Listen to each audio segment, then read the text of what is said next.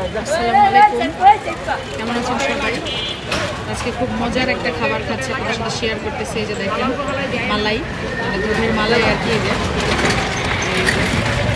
এটা দুধের স্বর জমায় রাখে, সেটা আমি প্রায় প্রায় এই দোকানটা দেখাও, একটু ছোটো দোকানটা।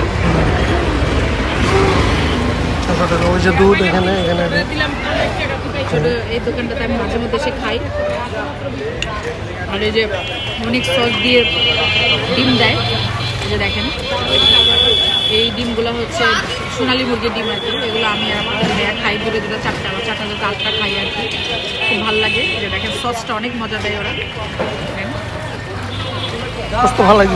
এখন আমি একটু খাবো, সেই মজা। আপনারা কারা এরকম দুধের স্বর পছন্দ করেন আমার মতো, মালাই পছন্দ করেন, অবশ্যই কমেন্ট করে জানাবেন।